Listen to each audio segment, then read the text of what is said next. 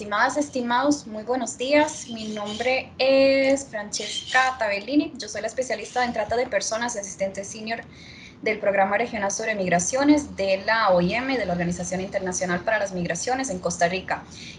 Bienvenidas y bienvenidos al webinar sobre las normas internacionales de trabajo. Este webinar será impartido por la Organización Internacional del Trabajo, la OIT. Nos acompaña la panelista Adriana Hidalgo Flores, quien es la especialista en migraciones laborales de la OIT, a quien agradecemos muchísimo por su disponibilidad, por su interés en compartir su conocimiento. Como ustedes saben, es el primero de los 3 webinars que vamos a tener en el marco del curso sobre trata de personas con fines de explotación laboral, que ha sido organizado por la CONAMAG, en particular gracias al trabajo de Gustavo Sileski Jiménez, que ya está conectado, de Mayren Vargas Araya, del Programa de Participación Ciudadana del Poder Judicial, en colaboración con la OIM. Les pedimos nada más muy amablemente poner en mute sus micrófonos hasta el final de la presentación de doña Adriana. Al final de la presentación vamos a dar unos 15 minutos para preguntas y si quieren profundizar más, inclusive más. En ese momento, por favor, levantar la mano para hablar o nada más pueden escribir las preguntas en el chat. Sin más que agregar, le doy la palabra a doña Adriana. Bueno, muy buenos días. Muchas gracias por la invitación a participar en este webinar. Para mí es un gusto estar nuevamente dando una charla sobre estos temas. Ya en otras oportunidades, en otros momentos de mi vida, me ha correspondido hacer o dictar charlas, hacer cursos también relacionados con esta materia y con la CONAMAG. Así que un saludo especial a los colegas de la CONAMAG. Bueno, yo voy a desconectar la cámara para enfocarme básicamente en la presentación. Voy a apagarla un momento y luego, cuando sea el momento de las preguntas, pues ahí vuelvo a retomar para tener más contacto directo con ustedes. Bueno, lo que se me ha pedido en esta oportunidad es hacer una presentación sobre las normas internacionales del trabajo. La Organización Internacional del Trabajo es una agencia internacional de las Naciones Unidas que elabora, aprueba, difunde, ayuda a implementar las llamadas normas internacionales del trabajo. Hay unas normas dentro de las que vamos a ver que tienen relación y que hablan también específicamente sobre la trata de personas. Y en esta oportunidad entonces nos vamos a enfocar en aquellas normas que abordan este tema y específicamente lo relativo con la explotación laboral. Entonces luego vamos a ver cuáles son estos vínculos, cuáles son los distintos fines que tiene la trata de personas, pero siempre enfocándonos en lo que me han pedido, que es la explotación laboral. Bueno, primero para comentarles que la Organización Internacional del Trabajo es la única agencia de las Naciones Unidas que tiene una constitución tripartita. Esto significa que existen 3, actores, interlocutores sociales, como se les conoce, que son los llamados mandantes o constituyentes de la organización, que son los gobiernos, las organizaciones representativas de empleadores y las organizaciones representativas de trabajadores. Siempre cualquier norma, cualquier recomendación, cualquier resolución o cualquier instrumento que sea aprobado por la OIT necesariamente debe serlo por parte de estos 3 interlocutores. Y esto es así no solamente en el nivel internacional, mundial de la organización, sino a nivel de cada país. Cuando se discute la implementación de un convenio de la OIT en un país determinado, siempre estos 3 actores tienen que ser llamados a consulta, tienen que dialogar, etcétera. Cuando hablamos de gobiernos, estamos hablando básicamente de los ministerios de trabajo, que es nuestra contraparte, por decirlo así, natural. Las organizaciones representativas de empleadores y de trabajadores son a su vez las organizaciones que tienen una mayor representatividad y que son así reconocidas por la OIT, por una parte, de los empresarios, de los empleadores y por otra parte de los trabajadores que se constituyen principalmente en sindicatos. Y en el caso de los empleadores, en cámaras. Entonces, por ejemplo, en Costa Rica, las organizaciones de empleadores con las que directamente trabaja y valida y construye sus planes de trabajo la OIT es la OCAEP. Y de los sindicatos existen 3, Rerum Novarum y 2 otras organizaciones que son también llamadas a participar y son consultadas en todos los temas que nosotros desarrollamos. Entonces, las normas internacionales plasman principios, los derechos fundamentales en el trabajo y en todas las normas estos principios y derechos son desarrollados. Regulan distintos ámbitos del mundo laboral y establecen los principios básicos que deben aplicar los países que ratifican estas normas. Es importante mencionar que las normas internacionales son muy diversas, o sea, tenemos normas que abarcan, por ejemplo, desde cuestiones relativas a políticas de empleo, desempleo, inspección del trabajo, migración laboral, protección social, trabajo marítimo, etcétera. O sea, es muy diverso y no solamente nos van a presentar cuestiones que deben ser normadas, reguladas, sancionadas o con multas o con delitos, sino también se trata de instrumentos que indican o que orientan a los gobiernos a plantear políticas, programas de acción, también planes, etcétera. O sea, distintos instrumentos de política pública en relación con todos estos temas. Por ejemplo, cuando hablamos de trabajo infantil, por darles un caso, se llama en los convenios de trabajo infantil a plantear programas de acción para retirar a los niños que están en trabajo.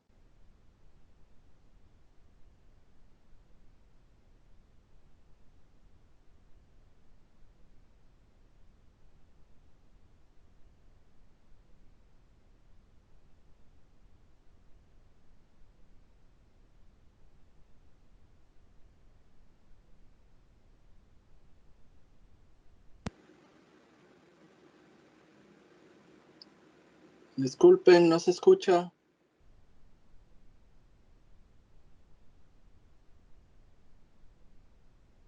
Me parece que a ella se le fue la internet. Pareciera ser que fue ella la que se desconectó porque yo los veo a todos, pero no la veo a ella. Es correcto, creo que se fue. Les vamos a dar, estimados, unos minutos para que se pueda reconectar, si le parece. Muchas gracias por su paciencia.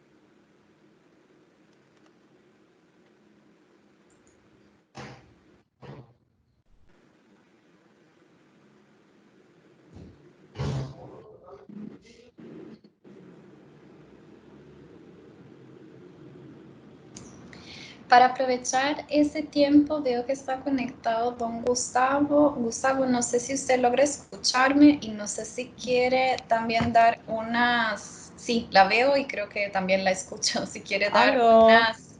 Ya. Perdón, qué raro, no sé, se cortó. Bueno, seguimos. Bueno, seguimos. Más tardito hablamos. Perfecto, don Gustavo, muchas gracias. O estaban diciendo algo, si gustan me espero. No, nada más. Primero un saludo a todos y todas los participantes. Y continuamos porque estaba muy interesante. Vamos por trabajo infantil. Bueno, vamos a ver. Gracias, Adriana. Sí, perdonen, aquí hubo un fallo técnico. Bueno, en el caso del trabajo infantil les decía, por ejemplo, se llama a sancionar ciertas conductas de los empleadores cuando contratan niños, por ejemplo. Doña Pero a su Diana, vez, perdón, se ve sí, la presentación. perdón. No, no se ve la presentación. No se ve el PowerPoint. A ver. Ujú.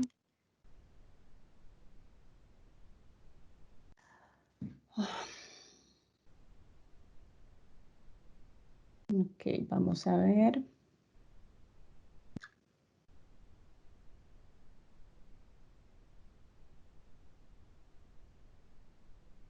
Es que no me sale la opción de PowerPoint en... Aló, doña Diana. Sí, no se ve la opción. Sale la opción, entonces podemos darle en la pantalla 1 o en pantalla. Ujú.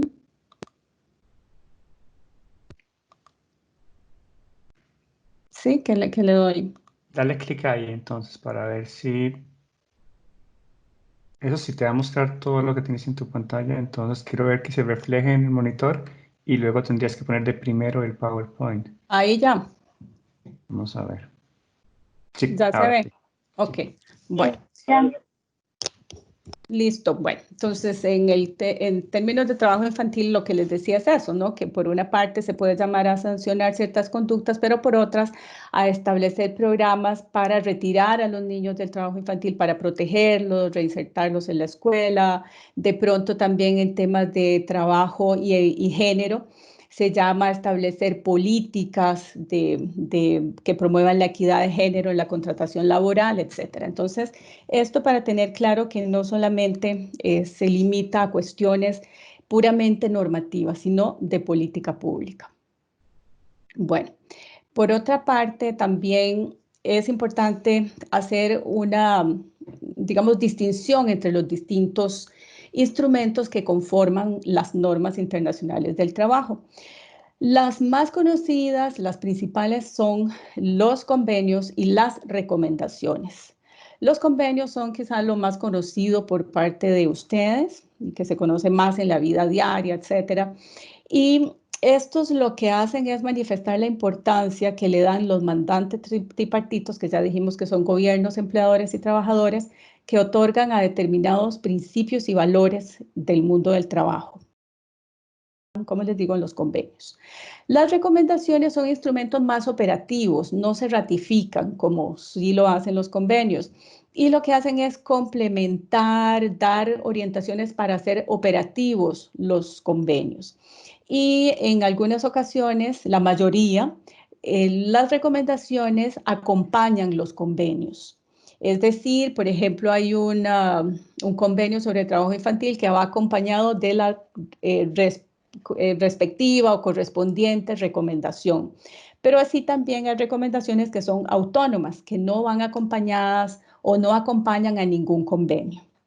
Esto es así, por ejemplo, en una recomendación que habla sobre el VIH-Sida en el mundo del trabajo, por ejemplo, la recomendación sobre la construcción de los pisos de protección social, recomendaciones de la transición de la economía informal a la formal, etc.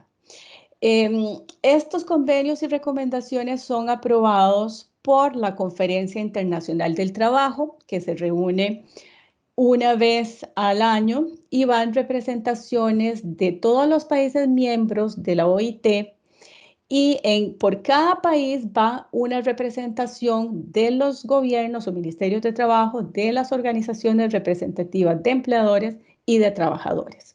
También hay otros instrumentos como son las declaraciones y las resoluciones. Las declaraciones vienen a ser instrumentos donde los mandantes reafirman la prevalencia de ciertos principios, de ciertos valores de la OIT. Por ejemplo, la Declaración de los Principios y Derechos Fundamentales en el Trabajo. Mientras que las resoluciones lo que hacen es dar como directrices acerca de lo que la OIT tiene que observar en materia de políticas y de actividades, de intervenciones en cada uno de los países. todos realmente vienen a ser o vienen a tener un carácter vinculante interno dentro de la organización. Es decir, si un país participa, apoya la aprobación de una resolución, debería estar entonces comprometido con su implementación. Existen dentro de la OIT lo que son los convenios fundamentales. O sea, son muchísimos convenios los que tenemos en este momento en la OIT, pero hay unos que son los denominados fundamentales. ¿Por qué son así? O sea, ¿por qué se conocen así y por qué son tan relevantes dentro de la organización? Porque abordan lo que son los principales principios y derechos en el trabajo, así designados, así establecidos por la organización, es decir, por la Conferencia Internacional del Trabajo y ya ustedes saben, por los mandantes tripartitos que la constituyen. Entonces, como ven ahí esta declaración de la OIT relativa a los principios y derechos fundamentales en el trabajo de 1998 es tan relevante y su aprobación gozó de tanto apoyo que lo que estableció es que estos derechos y estos principios que ustedes ven ahí arriba, la libertad de asociación, libertad sindical y el reconocimiento a la negociación colectiva, eliminación de todas las formas de trabajo forzoso u obligatorio, abolición efectiva del trabajo infantil, eliminación de la discriminación en materia de empleo y ocupación. Todos estos principios y derechos que están asociados a estos son realmente fundamentales, se contemplaron en esta declaración y esto significa que los países partes de la organización de la OIT, solo por el hecho de ser partes, deben o están comprometidos a observar estos convenios fundamentales.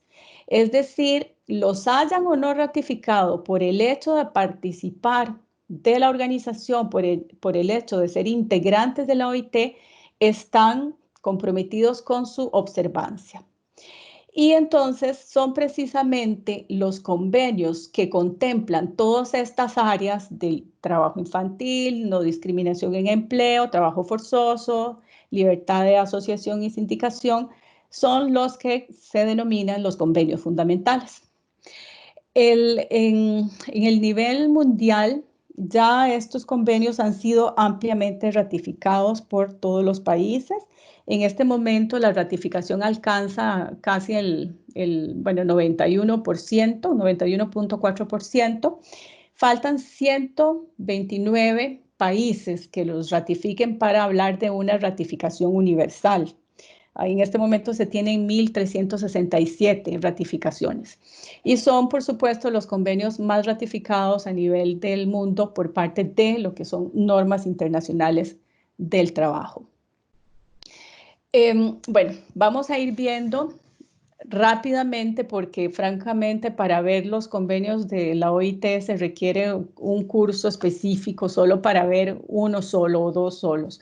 Así que vamos a enunciar muy rápidamente qué es lo que contiene cada uno de estos y nos enfocamos un poco más en los que tienen que ver con trata de personas y trabajo forzoso. Bueno, primero tenemos el convenio sobre la libertad sindical y la protección del derecho de sindicación, que fue aprobado en el 48 y es el convenio número 87. Este básicamente lo que contempla es el derecho para constituir organizaciones, para afiliarse a ellas sin autorización previa y también para dejarlas, ¿no? Para dejar de ser parte de estas organizaciones. Es también contemplado el derecho a organizarse libremente y que estas organizaciones no estén sujetas a disolución o suspensión administrativa. También reconoce el derecho de constituir o afiliarse a federaciones y confederaciones y afiliación a organizaciones internacionales. Por eso es que, por ejemplo, en el caso, seguimos con el de Costa Rica, la OCAE pertenece a una organización mayor de empleadores que se llama la OEI, que es la Organización Internacional de Empleadores, precisamente. Y así los sindicatos que son las organizaciones más representativas de acá de Costa Rica. Estas tres centrales a su vez pertenecen a la CSA-CSI, que es una central de trabajadores también a nivel mundial y latinoamericano. Entonces, estas dos también son como parte de las organizaciones a las cuales tanto empleadores como trabajadores pueden pertenecer. Entonces, así como existen estos mismos derechos en el nivel nacional, también estos convenios los reconocen en el nivel internacional. Luego tenemos el convenio sobre el derecho de sindicación y de negociación colectiva. Básicamente lo que desarrolla es cómo se desarrollan, cómo se llevan a cabo las negociaciones colectivas.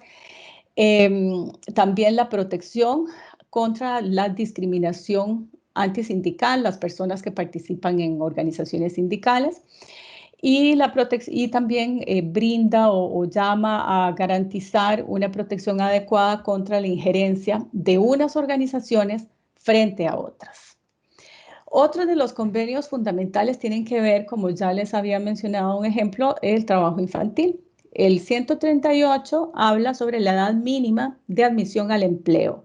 Esto significa que cada país tiene que establecer una edad mínima para que los niños, niñas puedan ingresar al trabajo, o más bien las personas adolescentes.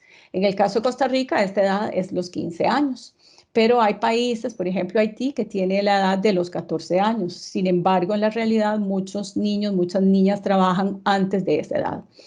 Entonces, ¿qué podemos entender por trabajo infantil? Bueno, es aquella actividad que realizan las personas menores de edad que entorpece su asistencia a la escuela, que puede dañar su salud emocional, física, que puede también reproducir el círculo generacional de la pobreza y que les aleja en el futuro de oportunidades laborales. Entonces, esto es lo que se concibe como trabajo infantil. No es trabajo infantil, por ejemplo, que un niño o una niña ayude en las tareas domésticas, ¿verdad? De la casa, a recoger, qué sé yo, los platos y a lavar, etcétera. Pero sí es trabajo infantil aquello que le impide ir a estudiar, que puede dañar su salud de distintas maneras y que por supuesto le cercenan las opciones de una vida laboral mejor remunerada, más digna en el futuro. Bueno, y además también se establece en este convenio lo que son los trabajos peligrosos. Los trabajos peligrosos no los puede realizar ninguna persona menor de 18 años. Aún si hay trabajos permitidos que son de 15 a 18 en nuestro país, los trabajos peligrosos no los puede desarrollar ningún niño, sea mayor o menor de 15 años. Por ejemplo, ahí ven ustedes una foto de los niños trabajando en minería. Esto es absolutamente prohibido, aún si tengan 16 o 17 años. Entonces, estos son los trabajos peligrosos. Y luego está el convenio sobre las peores formas de trabajo infantil. Bueno, algo importante es que en la edad mínima de admisión al empleo, los países pueden definir si la edad es a los 14 o a los 15 años, dependiendo de las condiciones de desarrollo del país. Pero los trabajos peligrosos no son negociables, siempre va a ser 18 años. En el caso del convenio sobre las peores formas de trabajo infantil, realmente aquí lo que se está hablando es de explotación, de violación a los derechos humanos severas. Y ustedes ven ahí, por ejemplo, que se contemplan todas las formas de esclavitud o prácticas análogas a esta: venta, tráfico de niños, servidumbre por deudas, trabajo forzoso, reclutamiento de niños para utilizarlos en conflictos armados o en actividades de explotación sexual comercial, pornografía, actividades ilícitas, producción y tráfico de estupefacientes, y trabajo que pueda dañar la salud, la seguridad o la moralidad. Entonces vemos que básicamente se habla aquí de delitos, mientras que en el convenio sobre la edad mínima estamos hablando de faltas que pueden ser, digamos, de competencia de tribunales de trabajo. Pero cuando estamos hablando del convenio de las peores formas de trabajo infantil, aquí sí estamos hablando de delitos. O sea, lo que establecen estos convenios y lo que llama la OIT es a que se tipifiquen. Luego tenemos los convenios sobre igualdad de remuneración y el convenio sobre discriminación en empleo y ocupación. Entonces, el primero de estos, el número 100, lo que promueve es la igualdad de remuneración entre la mano de obra masculina y la mano de obra femenina por un trabajo de igual valor. Igual valor no significa necesariamente, porque también podría ser, de que se le pague a un hombre lo mismo que a una mujer que están haciendo exactamente el mismo trabajo. Aquí nos estamos refiriendo a que los trabajos de igual valor son aquellos que tienen una naturaleza parecida, similar o que tienen la misma naturaleza, que requieren las mismas condiciones o requisitos en el nivel educativo, de formación o de desempeño. Entonces, no necesariamente tiene que tratarse exactamente del mismo trabajo. El convenio sobre la discriminación lo que habla es de la necesidad de que los países parte establezcan medidas, programas, etcétera, para combatir la discriminación en el empleo. Estamos hablando cuando una persona es contratada para desarrollar un trabajo y en la ocupación, que estamos hablando ya de la diversidad de ocupaciones que se tienen, ¿verdad? Qué sé yo, si son cuestiones de tecnología, si son cuestiones que tienen que ver con comercio, es decir, aquí ya hablamos de las ocupaciones, que muchas veces están muy segmentadas. Tradicionalmente para las mujeres hay unas que tienen que ver con servicios, con cuidado de personas, para los hombres está la construcción, la agricultura, etcétera. Entonces es como establecer dispositivos para que no se discrimine a las mujeres que quieren desarrollar otras labores que usualmente o tradicionalmente han sido asignadas a los varones. Bueno, entonces aquí la distinción o exclusión refiere a cualquier motivo, religión, opinión, política, ascendencia, origen social, etc. Y también se contempla aquí no solamente el acceso al trabajo, sino también a la formación profesional y a las mismas oportunidades en relación con las condiciones de empleo.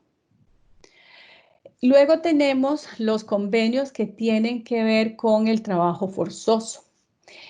En este momento, bueno, existen dos. Vamos a ver el primero de estos, que es el convenio número 29. Es un convenio bastante viejito, de 1930. En este caso, el convenio lo que hace es prohibir todas las formas de trabajo forzoso u obligatorio. ¿Y cómo lo define? Establece que es todo trabajo o servicio exigido a un individuo bajo la amenaza de una pena cualquiera y para el cual dicho individuo no se ofrece voluntariamente. Es decir, la persona desarrolla un trabajo, pero obligado, amenazado, y no es para nada voluntario. Y aquí la OIT, en el convenio, pide a los países parte que se sancionen penalmente estas conductas.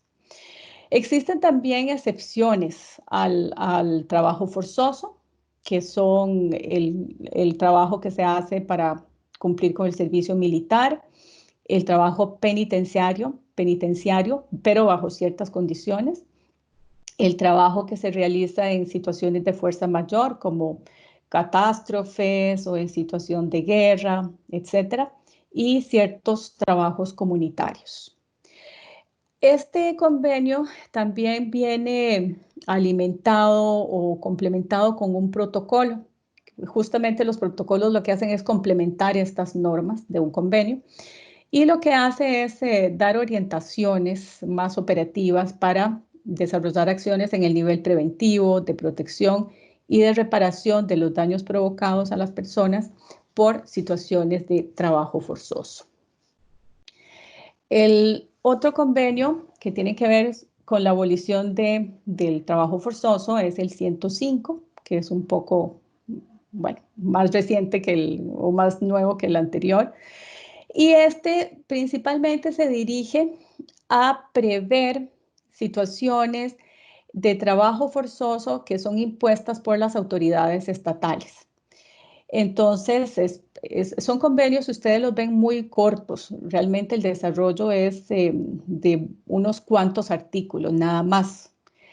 Y lo que hace el 105 es prohibir el uso del trabajo forzoso con fines de fomento económico, como castigo por expresión de opiniones políticas o por la participación en huelgas, como medida de discriminación racial, religiosa o de otro tipo, y como disciplina laboral. Este, como les digo, está más dirigido a los estados. Ahora, hay cuestiones que se plantean y que ojalá esto pueda ser comentado después de esta presentación, que tiene que ver con la distinción entre explotación laboral, trabajo forzoso. ¿Cómo determinamos nosotros qué es explotación laboral y qué viene a ser trabajo forzoso? Y también, para complicarlo un poquito más, hay trata, ¿verdad? El delito de trata de personas que puede tener muchos fines. La trata de personas puede tener, por ejemplo, la finalidad de explotar laboralmente a una persona, o puede tener un fin de explotación sexual. También hay trata con fines de explotación en actividades delictivas, para extracción de órganos, adopción irregular, explotación en fuerzas armadas, etcétera. Es decir, la trata de personas es la explotación del ser humano con distintos fines, ¿verdad? Es el tomar a las personas, es trasladarlas de un lugar a otro para ser explotadas de diferentes maneras. Y una de estas puede ser la explotación laboral. Entonces, de pronto podemos encontrar que hay trabajo forzoso, que hay trata con fines de explotación laboral. En otros países se puede encontrar trata con fines de trabajo forzoso. Y también hablamos de explotación laboral. Entonces, veamos un poco cuáles serían los elementos distintivos y cómo esto se ha manejado aquí en el país. Mucho, también me adelanto a decir, depende de lo que los países mismos establezcan como cada uno de estos delitos. Es decir, queda en gran parte a discreción de los países determinar si el trabajo forzoso se va a concebir como un fin de la trata de personas o si va a ser un delito autónomo en sí mismo, por ejemplo. En la explotación laboral, bueno, veamos trabajo forzoso. Cuando hablamos de trabajo forzoso, ya se refería en la definición anterior, es aquel trabajo que se realiza de manera involuntaria y bajo amenaza de una pena cualquiera. Es decir, aquí hay imposibilidad de abandonar el trabajo. O sea, aunque yo quiera, no puedo escapar, no puedo salirme de ahí por distintas amenazas o porque incluso estoy atrapado, no hay posibilidad de escapar. Pero es como el elemento más relevante. Cuando hablamos de explotación laboral, estamos hablando de personas a las que no se les respetan los derechos laborales, que, por ejemplo, no se le pagan los días feriados, ni el tiempo extraordinario, digamos, personas que trabajan más de 12 horas, que no se le paga el salario mínimo, etcétera. O, por ejemplo, también que no tienen el equipo de protección de salud, o sea, que no se respetan las normas de salud y seguridad ocupacional, siendo que son trabajos que requieren de estas normas. Entonces, en estos casos hablamos de trabajos que se realizan con inobservancia de la legislación laboral, que están por debajo de los estándares laborales, y hablamos de explotación laboral. De pronto escuchamos que unos trabajadores se les pagó, qué sé yo, con un refresco y un sándwich después de haber trabajado por más de 12 horas, ¿verdad? Aquí estamos hablando de situaciones que podrían constituir explotación laboral, pero no trabajo forzoso y tampoco trata de personas con fines de explotación laboral, porque la persona puede decir, bueno, me voy, no me están pagando, voy, denuncio ante el Ministerio de Trabajo o voy a la inspección del trabajo, etcétera. Es distinto. Entonces, hay países que distinguen entre la trata de personas con fines de explotación laboral y el trabajo forzoso. Aquí tendríamos que ver cómo lo aborda Costa Rica. En el Código Penal, en el artículo 172, se habla de que la trata de personas será sancionado con X penas, etcétera, y que comprende, se señala, son acciones para someter a las personas a trabajos o servicios forzados y otras formas de explotación laboral. Vean que aquí se está asumiendo que los trabajos o servicios forzados vienen a ser parte o una modalidad de explotación laboral. Entonces, ¿qué estaríamos entendiendo acá? Que la trata de personas puede tener la finalidad del trabajo forzoso. Es decir, aquí se está viendo o se está entendiendo que el trabajo forzoso viene a ser un fin, entre tantos otros, de la trata, ¿verdad? Esto se los comento porque hay países que tienen la trata y el trabajo forzoso por aparte y también lo sancionan. Entonces, aquí estaríamos entendiendo que la trata de personas tiene muchas finalidades y una de estas es el trabajo forzoso y aquí se equipara con y otras formas de explotación laboral. Vean que los términos también dependen muchísimo de cómo se comprendan o se establezcan en cada país. Igualmente, bueno, en el artículo en el 172 es donde se señalan todas estas diferencias y también está el 189 que habla de explotación laboral. Será sancionado con pena de prisión de 4 a 8 años quien induzca, mantenga o someta a una persona a la realización de trabajos o servicios en grave detrimento de sus derechos humanos fundamentales, medie o no consentimiento de la víctima. Y bueno, ahí se establece otra sanción. Pero vean que también está explotación laboral como un delito autónomo. Entonces, como les digo, mucho depende de la legislación de los países. Aquí lo que yo les señalo es cómo a nivel internacional esto se concibe dentro del esquema de normas de la OIT, que el trabajo forzoso es eminentemente involuntario bajo amenaza y la explotación laboral no estamos hablando de delito, ¿verdad? Sino de otro tipo de faltas. En el trabajo forzoso, más bien la organización llama a sancionar estos delitos, o sea, estas conductas y a tipificarlas penalmente. En el mundo se estima que existen alrededor de 25 millones de personas que realizan trabajo forzoso. Hay unas metodologías que ha desarrollado la OIT para medir esto, si bien siempre van a ser inexactas o números muy aproximados, porque se trata de actividades que se realizan en la clandestinidad, precisamente por constituir delitos, entonces no son tan visibles en todos los casos.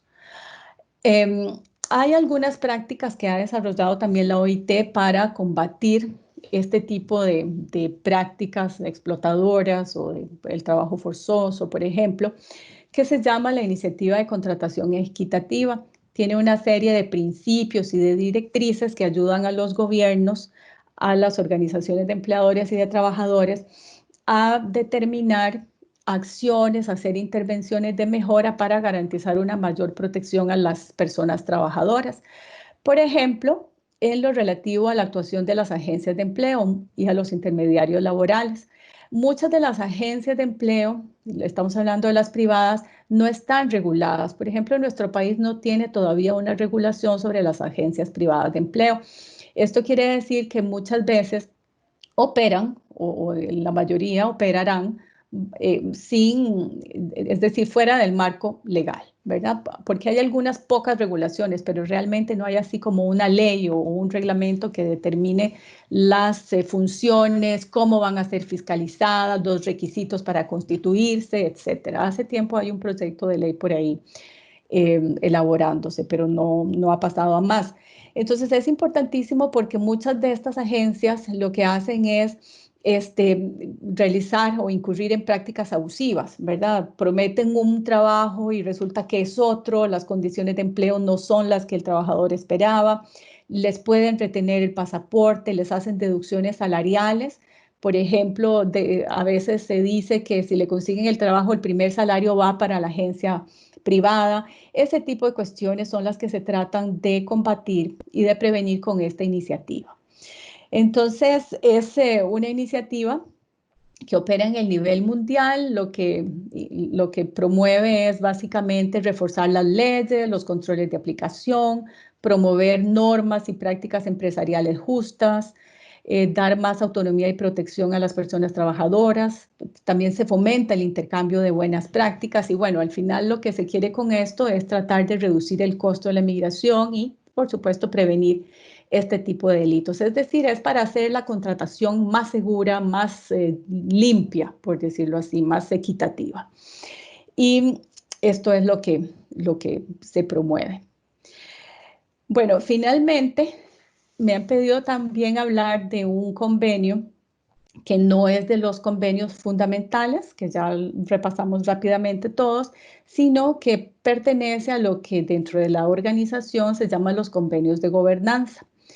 Y es el convenio sobre la inspección del trabajo, el número 81, que es de 1947.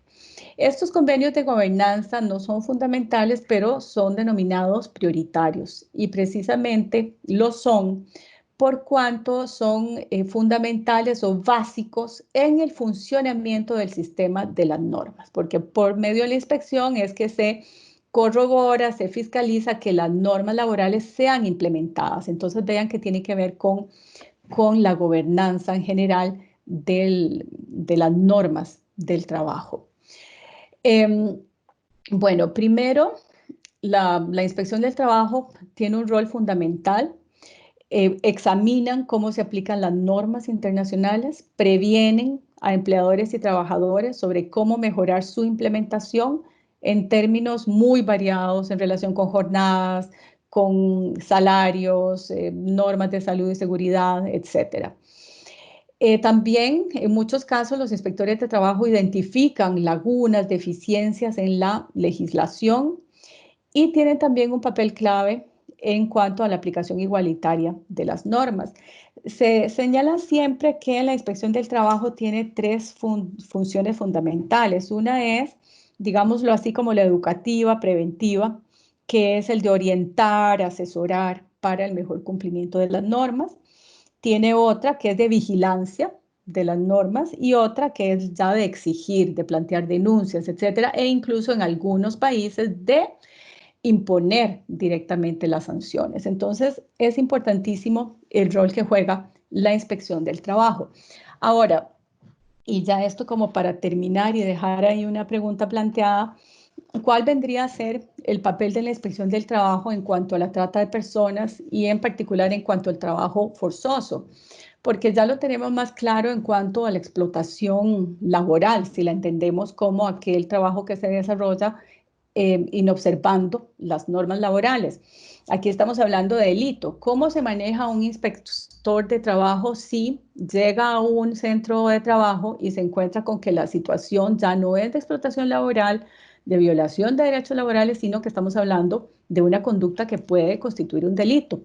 Hace algunos años me tocaba dar unas capacitaciones a los inspectores de trabajo en relación con la explotación sexual comercial de personas menores de edad, porque en muchas ocasiones se daban casos donde los inspectores llegaban y entraban a un lugar y de repente se encontraban niñas, ¿verdad? O niños que estaban siendo explotados sexualmente. Entonces la inspección intervenía, de pronto interrogaba a las niñas, a los dueños, etcétera, pero ¿cómo se llama? Como que se entorpecía de alguna manera o se daba al traste con la investigación criminal que podría haberse desarrollado de no haber hecho esa intervención, ¿verdad? Porque si estamos hablando de un delito y más de estos tipos de delitos donde puede haber crimen organizado, pues las estrategias investigativas son distintas, ya es un trabajo más de inteligencia.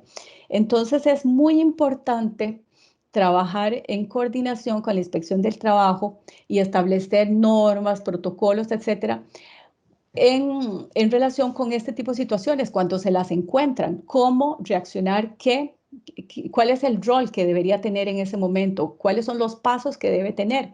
Entonces, en ese momento nosotros lo que decíamos era, bueno, lo que tiene que hacer es plantear una denuncia, tomar todos los datos posibles, ustedes me dirán qué otras medidas más bien, pero no hacer la intervención, porque los tipos ya eran avisados, entonces ya cuando regresaban a hacer una investigación ya no había nadie, en fin, las niñas ya no estaban.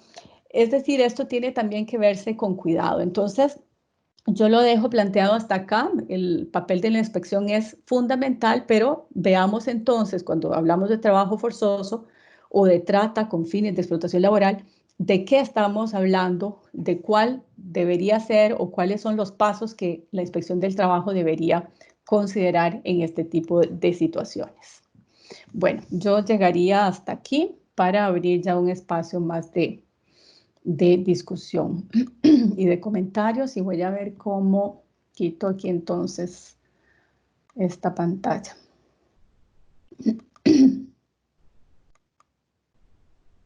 ¿Cómo hago para dejar de compartir la pantalla? Ya, Adriana, lo hiciste muy bien. Sí, bueno. Ya no podemos verla. Está bien, perfecto. Gracias.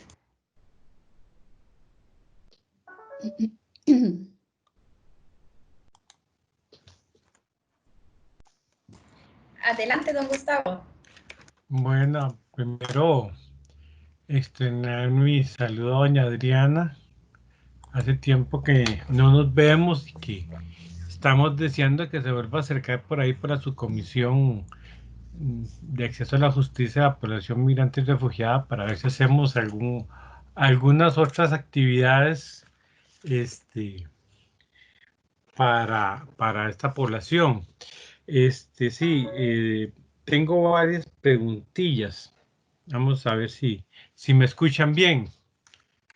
Sí. Sí, perfectamente. Sí, ok, bueno. Cuando estaba comentando doña Adriana el convenio 29, el elemento de voluntariedad hace que se aplique ese convenio. Es decir, si un trabajador está anuente a hacer trabajo forzoso, ¿verdad? Ya que estamos viendo que la voluntariedad es un aspecto importante. Después, en Costa Rica, y gracias viéndolo desde el lado positivo de la pandemia, se ha descubierto la situación del migrante traído por estos subcontratistas y que los traen sin documentos de Nicaragua, las empresas los contratan, los tienen en condiciones infrahumanas, ¿verdad?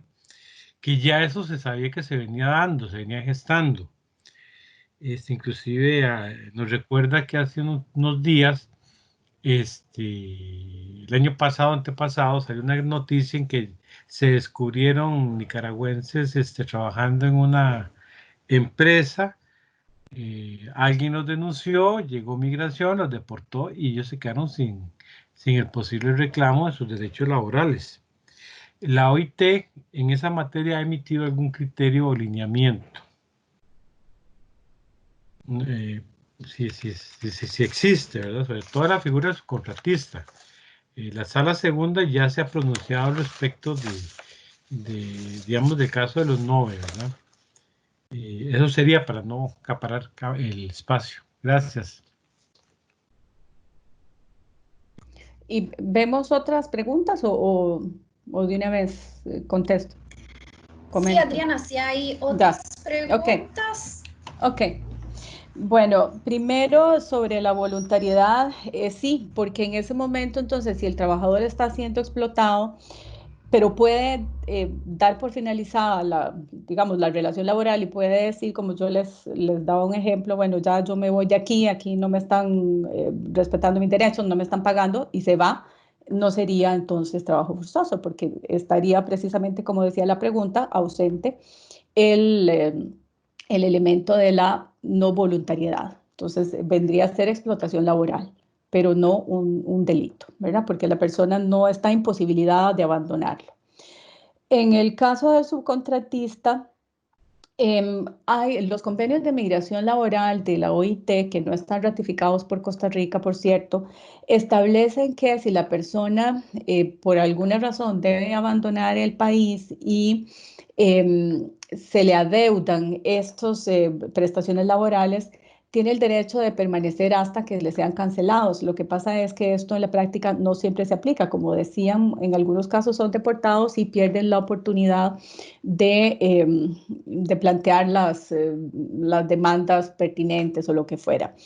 Y por otra parte también en muchos casos, digamos que es difícil, es complicado porque no necesariamente se las van a dar en un mes o en 2 meses. El proceso puede demorar muchos meses y no lo van a sostener en el país por todo ese tiempo para esperar que le paguen sus prestaciones laborales. Entonces, es algo que debería ser regulado, que en general no está, digamos, previsto el caso específico de estos, ¿verdad? Como en la realidad lo que ocurre muchas veces es eso.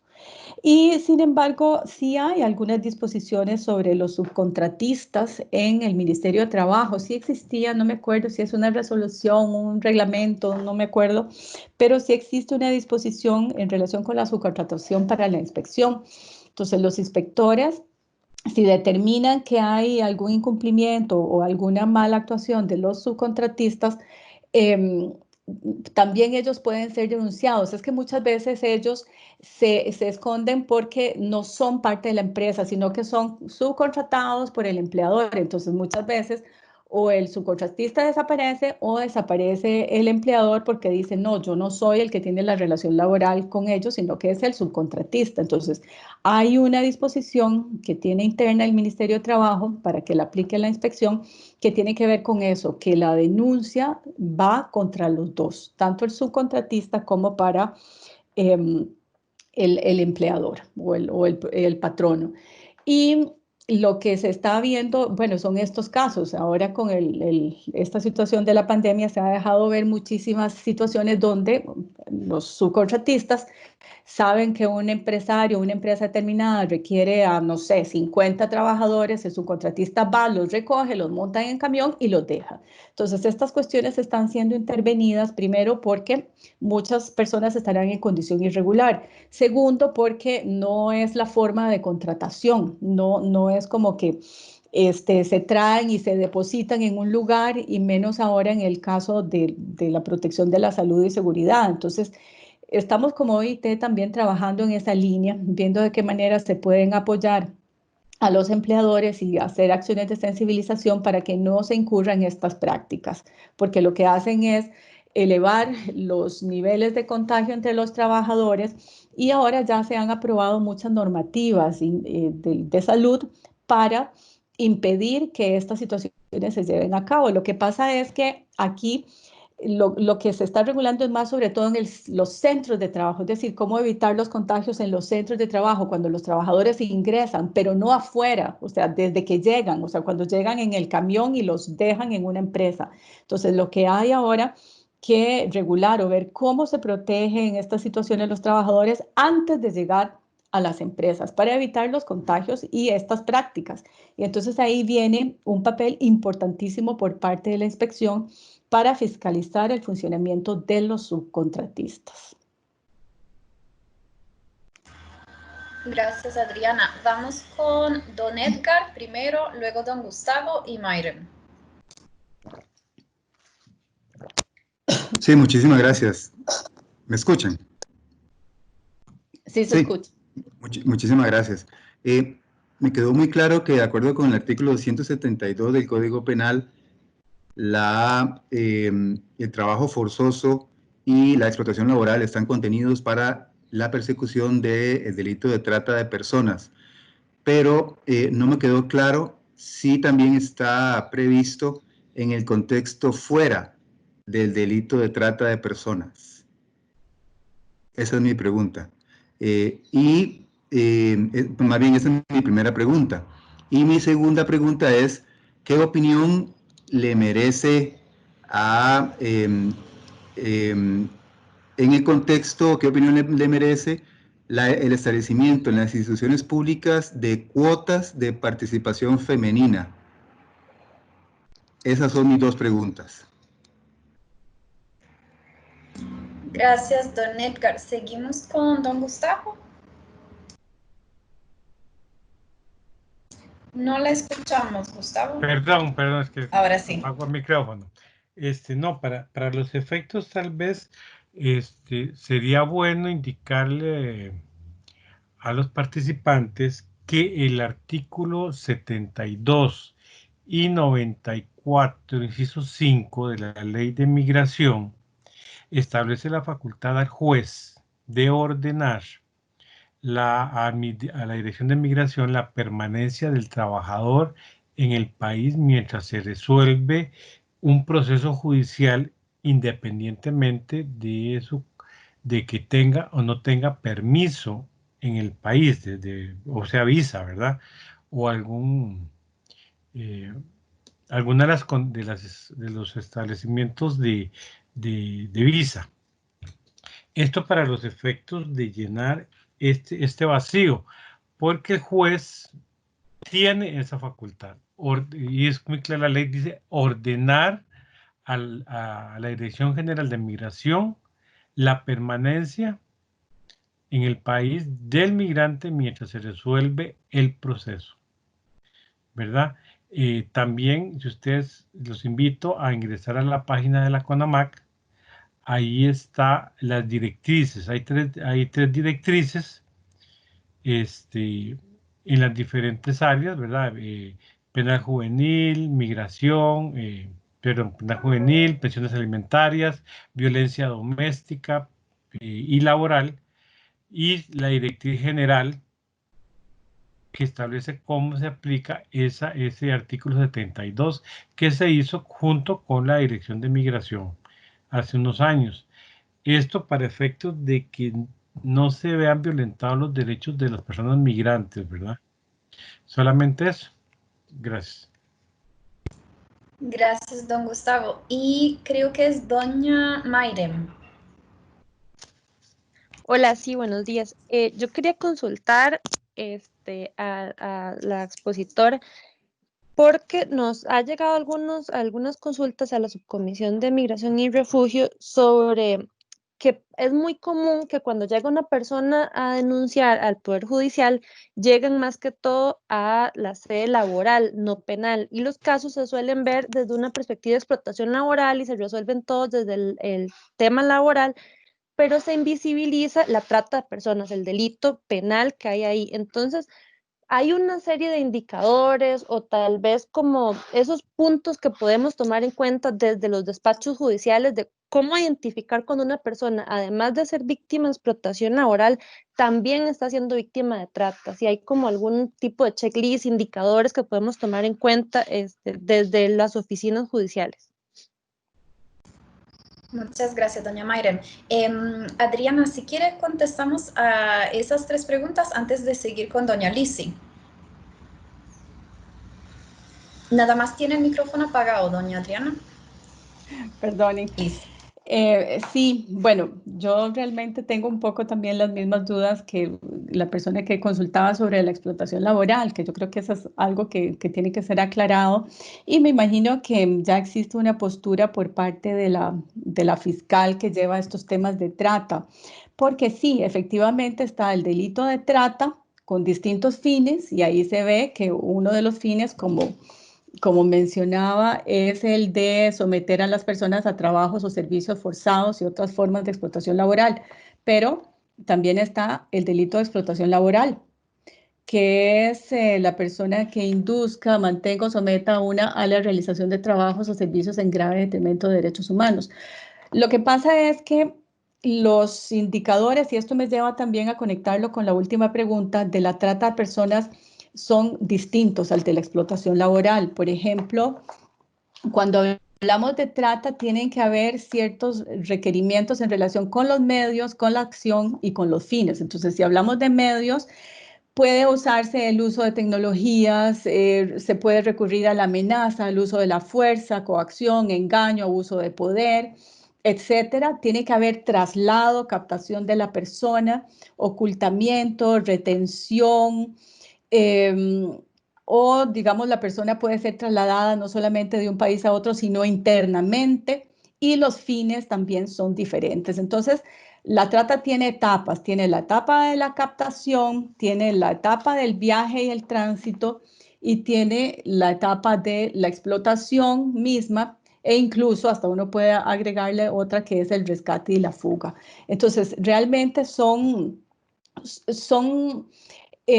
etapas que tienen que ser consideradas y que no necesariamente van a estar presentes cuando hablamos de los delitos de explotación laboral. O sea, la trata tiene toda una, digámoslo, un modus operandi. Entonces, la persona es primero engañada, se le traslada a veces por la fuerza, a veces sabe a dónde va o a qué va, pero no se le explicaron las condiciones, entonces puede mediar un engaño.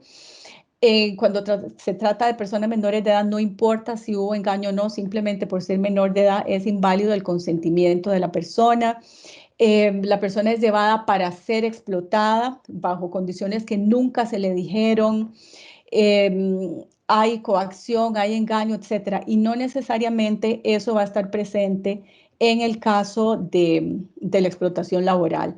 Entonces, como usted bien decía, yo creo que es importantísimo conocer todos los indicadores de la trata para poder determinar si estamos en presencia de un delito de trata o no.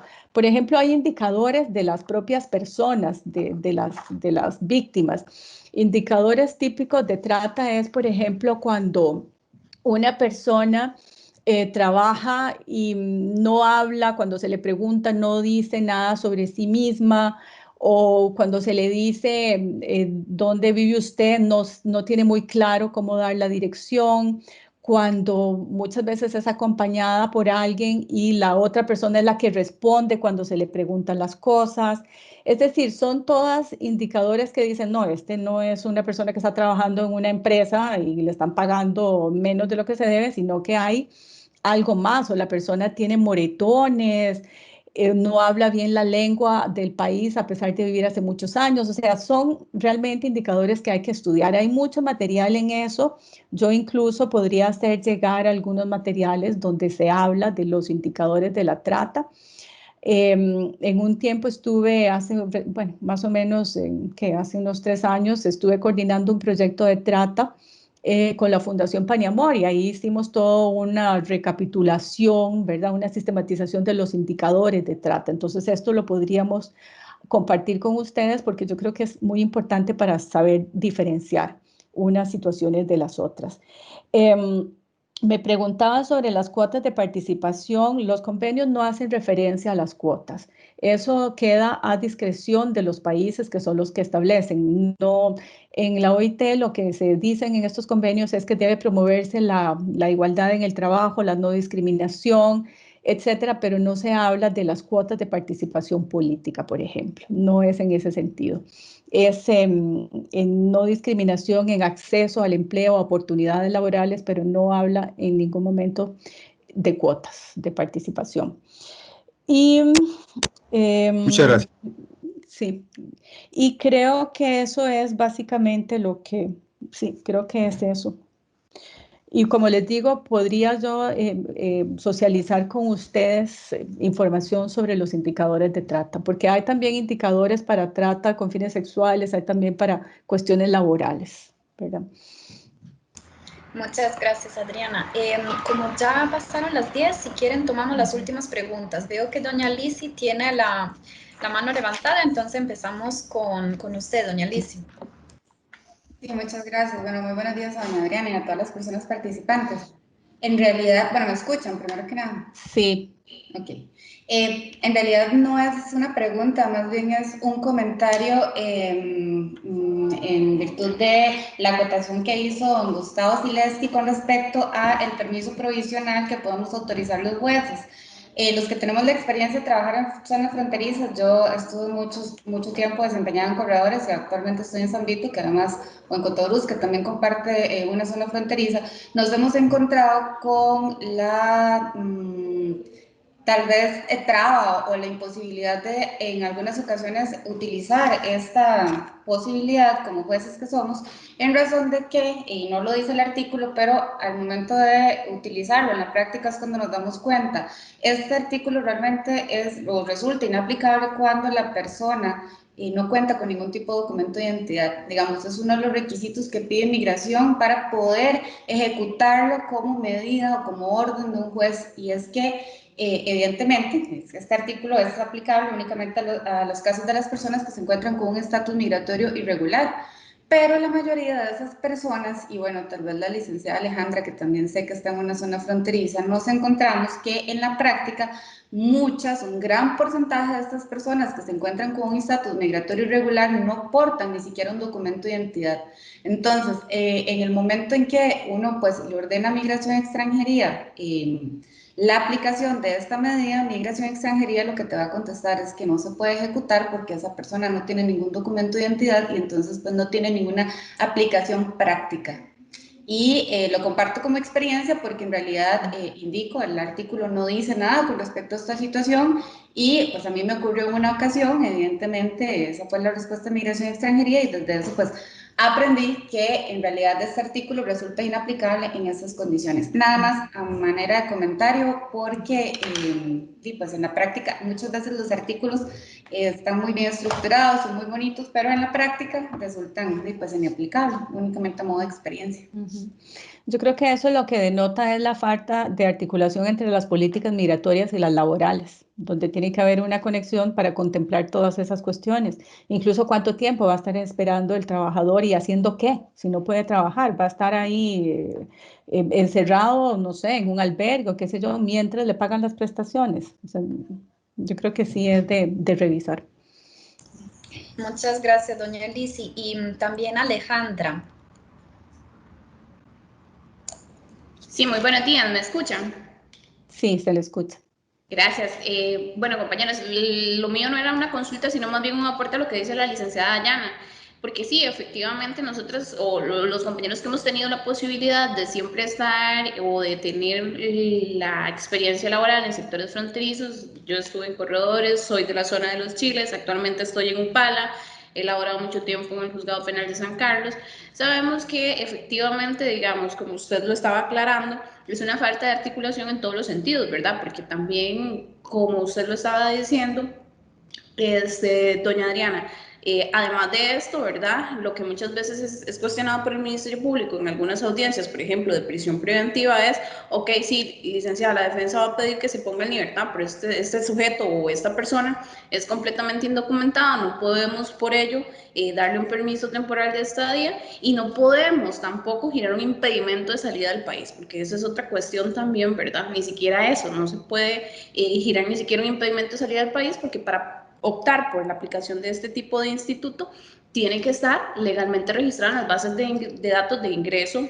y de egreso del país. Entonces, es a veces precisamente las limitaciones que tenemos para aplicar la normativa existente porque no tiene la articulación ni un parámetro real de realidad. O sea, no cae en cuenta de que efectivamente va más allá de solo ordenar la posibilidad de darle un permiso a una persona, sino que tiene que ser articulado quizás con otras instituciones, ¿verdad? Porque incluso para dar una medida como distinta, por ejemplo, a la prisión preventiva, tenemos que puntualizar cómo vamos a individualizar a esta persona en el caso de que se tenga que ordenar una rebeldía, por ejemplo, que son las cuestiones que cuestionan, que ponen en la mesa los fiscales muchas veces y que pues a uno lo dejan atado de manos para poder darle a la persona a la que le estamos tutelando derechos el acceso a la totalidad de derechos que podría tener, ¿verdad? Entonces, nosotros los jueces estamos muy limitados en ese sentido a veces porque no existe una articulación real, como usted lo aclaraba. Entonces, era ese mi comentario.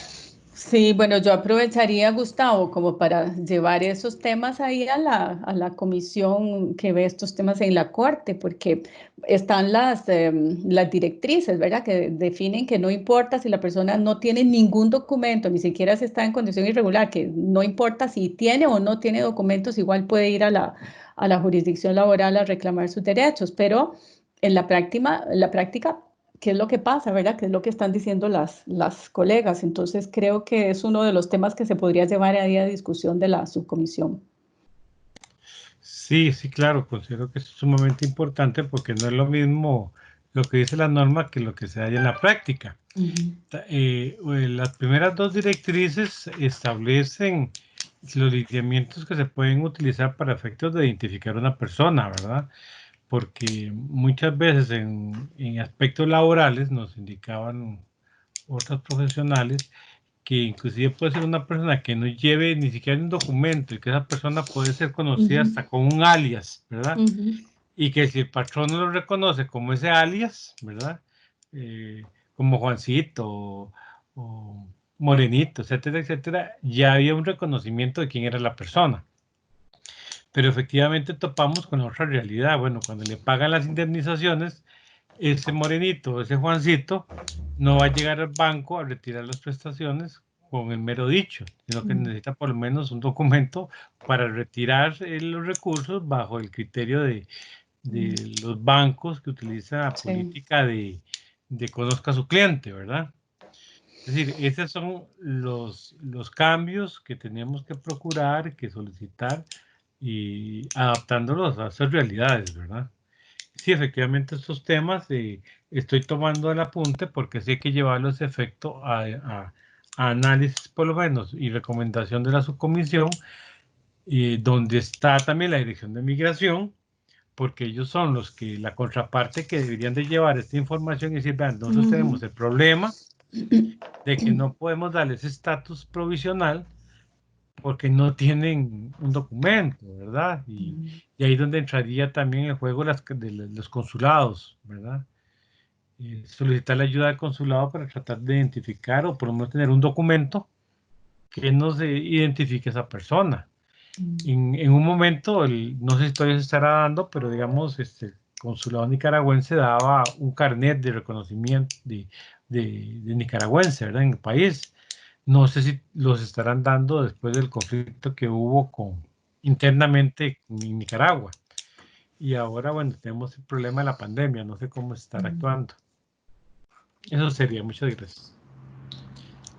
Bueno, muchas gracias a doña Leandra y Dayana para comentar este tema es muy importante. Terminamos con don Oscar. Gracias, buenos días a todas las personas participantes. En relación con esto de la situación irregular de las personas en el país, me pasó en el caso de un panameño, de un ecuatoriano, y no estoy seguro si era el otro nicaragüense, y lo que apliqué en esa ocasión fue que la Corte Interamericana había dicho que la asistencia consular era parte integrante del debido proceso y que entonces, como trámite en el proceso penal, la Fiscalía siempre está obligada a darle parte al consulado de que tiene a un nacional de ese país en tal condición y que ese consulado debe pronunciarse respecto de si va a dar alguna asistencia. Con ocasión de ser ellos de la nacionalidad que dicen ser origen, también se le pedía al consulado que se sirviera a dar asistencia y verificar si esa persona era quien decía ser. Y recuerdo que en el caso de Panamá aportaron como un pantallazo de la consulta hecha al registro civil, por así decirlo, donde está la fotografía de la persona y todos sus datos de identidad, de quién es hijo, la fecha en que nació y la ciudad en que nació, de dónde proviene. Y así en el caso del ecuatoriano, en el caso del panameño, se resolvió. En el caso de Nicaragua, lo que aportó creo que fue una partida de nacimiento, en donde aparecía en las bases de datos de Nicaragua y se logró entonces establecer que decía ser quien era. Y entonces el proceso continuó, porque ya se tenía por identificado. Resulta ser de que no le puedo pedir que aparezca en las bases de migración a una persona que hizo un ingreso irregular. Es absurdo. ¿Cómo migración me pide a mí o le pide a la fiscalía que demuestre que fulano de tal ingresó por un puesto migratorio cuando lo hizo por lancha o lo hizo irregularmente por cualquier lado de la frontera por vía terrestre? Igual está sucediendo con los mexicanos que los atrapan en las avionetas, que esos vienen por aire. Y entonces parte de no decir quiénes son es justamente no tener ningún tipo de identificación para que no los puedan relacionar ni vincular con nada. Es parte de la estrategia. Y entonces las autoridades están buscando cómo resolver esta situación porque por el hecho de no ser documentado no quiere decir que no se está ante la comisión de un ilícito, porque en tal situación entonces expúlselos a todos y déjelos libres a todos, y como que eso no tiene sentido. Por eso la necesidad que hubo en un momento dado del gobierno de Costa Rica de establecer una mejor coordinación con el consulado de Nicaragua, porque era quien más tenía de sus nacionales en el país, y establecían ese convenio en donde el consulado de Nicaragua se comprometía con Migración a estarle aportando documentos de sus nacionales para poder regularizar y reconocer todos esos derechos. Yo quisiera hacer una pregunta, y es que tiene que ver con lo que usted dijo de que sobre las interpretaciones de las normas tiene que atenderse el contexto de cada país o de cada nación. Y lo que me pregunto es cómo es que en estos foros no ha habido una unificación de criterios de aplicación de esas normas. Para decirle un ejemplo, en Argentina quiere decir que se aplica de una forma y en otros países se puede aplicar de otra manera. ¿Cómo han unificado, si es que la hay, ¿verdad?, la aplicación de esas normas? Y luego la otra pregunta es si en el contexto de la Comunidad Unidad Europea hay alguna experiencia culturizadora que se pudiera aplicar para el caso Centroamérica. Bueno, efectivamente depende de cada país y no ha habido una cuestión ahí unificadora. Como le digo, hay países donde la trata de personas es un delito, el trabajo forzoso es otro, y eso ya es dependiendo de cada país. Entonces, es lo que hemos visto, ¿verdad? Incluso en América Latina es así. O sea, usted encuentra en Perú una regulación, Argentina otra, Costa Rica otra. Bueno, ahí no, como OIT no se puede intervenir, o sea, los convenios dan unos parámetros y los países ya definen esas cuestiones. También es que el hilo es un poco delgado, ¿no? En algunos casos, entonces yo creo que eso tiende también a complejizar más. Y francamente de Unión Europea no conozco si hay como alguna práctica en relación con esto, como que hagan o hayan establecido alguna unificación de delitos. Lo que sí le puedo hablar es, hace unos años, para el delito de explotación sexual comercial, sí se hizo una especie de unificación en Centroamérica. Recuerdo que yo estaba en un proyecto con la OIT y lo que hicimos fue convocar a técnicos de los distintos países de Centroamérica, eran asesores legislativos, habían también, me parece que participaron fiscales, y se hizo una especie de trabajo para tratar de tener unos mínimos legales para regular y sancionar la explotación sexual comercial. Eso lo hizo, por cierto, el ahora magistrado penalista, se me fue el nombre, ¿cómo es que se llama? Bueno, no recuerdo en este momento, pero sí, en un momento dado empezó don Henry Isa, pero don Henry falleció, no sé si ustedes lo recuerdan, y después se hizo un trabajo donde se consensuaron unos mínimos. Entonces, eso inspiró a la legislación de todos los países de Centroamérica para regular el delito de explotación sexual, o sea, los delitos vinculados a la explotación sexual comercial. Y sí le puedo comentar que muchas leyes se aprobaron y fueron bastante homogéneas. Ahí se logró. Entonces yo creo que esfuerzos como esos se pueden dar, pero no ha ocurrido lo mismo con el caso de la trata de personas. Eso sí. Pero sí fue un buen esfuerzo que contratamos a un experto penalista para redactar esos mínimos y se expusieron ante todos los demás países, se consensuaron y muchos países le puedo comentar que los aplicaron. Ya luego se han dado reformas, etcétera, pero creo que ese es un ejemplo de lo que se puede hacer. Muchas gracias, Adriana y don Oscar. Bueno, ya son las 10:18 de la mañana, así que los y las dejamos ir. Creo que todos los aportes que ustedes hicieron son sumamente importantes. Creo que algo que podemos hacer tal vez una vez que terminamos ese curso, porque aún nos faltan 2 webinars, y también les recuerdo que uno de esos webinars con la fiscal adjunta de la Fiscalía Adjunta contra la Trata y el Tráfico Ilícito de Migrantes. Entonces, por ejemplo, las consultas de los indicadores, creo que podríamos profundizarla con ella. Pero algo que podríamos hacer en cuanto terminamos este curso es hacer una pequeña encuesta donde ustedes van a dejar justamente sugerencias sobre los temas que no solo queremos profundizar, sino que efectivamente podemos retomar en un futuro, ya sea en coordinación con la OIT, con CONAMAG, en general, al interno del Poder Judicial, para profundizarlos, porque creo que de verdad hay muchísimos temas que sobre todo de la experiencia del trabajo de zonas fronterizas, sobre todo se está visibilizando con sus preguntas. Entonces, nada más yo les agradezco a todas y todos por su participación. Como les decía, tomamos captura de pantalla a lo largo de toda la presentación, así que sus nombres van a estar allí. También les informo que vamos a compartir la presentación PowerPoint y que esa sesión también la vamos a grabar para todos ustedes y también para otros funcionarios y funcionarias que eventualmente están interesados en escuchar esta charla. Muchísimas gracias a doña Adriana por su participación y que tengan un lindo día.